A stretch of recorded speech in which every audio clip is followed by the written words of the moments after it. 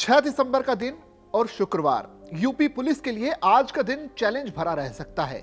6 दिसंबर के दिन ही अयोध्या में बाबरी मस्जिद गिराई गई थी, इसे लेकर पुलिस अलर्ट है। दूसरी तरफ संभल में आज जुम्मे की नमाज को लेकर पुलिस प्रशासन अलर्ट दिख रहा है।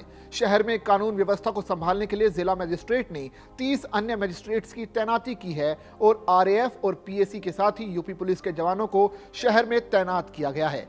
शाही जामा मस्जिद के पास 3 लेयर सुरक्षा का प्रबंध किया गया है। 24 नवंबर को संभल में शाही जामा मस्जिद के सर्वे के दौरान हिंसा भड़क गई थी, जिसमें 4 लोगों की मौत हो गई थी। हिंसा के बाद दूसरे जुम्मे की नमाज को देखते हुए जिलाधिकारी राजेंद्र पेंसिया ने बताया कि प्रशासन द्वारा 30 मजिस्ट्रेट की तैनाती की गई है।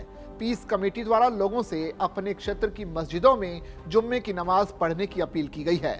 संभल में हालात तेजी से सामान्य हो रहे हैं और हिंसा के आरोपियों के फोटो जारी करने के बाद अब पुलिस उनके पोस्टर चस्पा करने की तैयारी में है। बिल्कुल, संभल में जो बुलडोजर चल रहा है वो केवल और केवल चंदोसी में चल रहा है। वो भी किसी के घरों पर नहीं चल रहा है, केवल जो नाले पर अतिक्रमण था या रास्ते पर अतिक्रमण था उनके ऊपर चल रहा है। और 24 नवंबर से लगभग 22-24 दिन पहले से चल रहा है। वो 1 महीने से लगातार कार्रवाई आप सभी को पता ही है। और वहाँ पर भी सब लोगों से सहमति लेकर के और जो विस्थापित हो रहे हैं उनको किसी दूसरी जगह दे करके फिर हम वहाँ पे कार्रवाई कर रहे हैं। और ऑनरेबल सुप्रीम कोर्ट ने जो आदेश दिया है, उनका जो डिसीजन है उसी के अकॉर्डिंग हम कार्रवाई करेंगे। कहीं पर भी कोई भी कार्रवाई करनी है वो कानून के अंतर्गत होगी, चाहे वो संभल में हो या चंदोसी में हो या गुन्नौर में हो, किसी भी तहसील में हो, जो भी कार्रवाई है वो कानून सम्मत होगी। शहर के चप्पे चप्पे पर पुलिस फोर्स तैनात है और 10 दिसंबर तक किसी बाहरी के आने पर रोक लगी है। यानी जिला अधिकारी राजेंद्र पेंसिया ने बताया कि शाही जामा मस्जिद में पहले की तरह नमाज पढ़ी जाएगी, किसी के आने पर रोक नहीं है, लेकिन लोगों से अपील है कि वो ज्यादा संख्या में ना आएं और अपने पास की मस्जिदों में नमाज अदा करें। पिछले जुम्मे की तरह ही नमाज शांतिपूर्ण तरीके से होगी। हम सतर्क भी हैं और संवेदनशील हैं। नमाजियों की संख्या पर कोई प्रतिबंध नहीं है। पिछली बार 700 से 800 लोग आए थे। हमने अनुरोध किया कि उतने ही लोग आएं और बाकी लोग अपने इलाकों में ही मस्जिदों में नमाज अदा करें।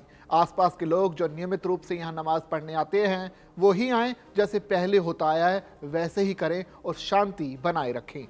संभल की जितनी भी सड़कें हैं, नालियां हैं, जहां पे उपद्रवियों द्वारा पथराव किया गया था, फायरिंग की गई थी, उन सभी गलियों को नगर पालिका के सहयोग से छनवाया जा रहा है, साफ करवाया जा रहा है।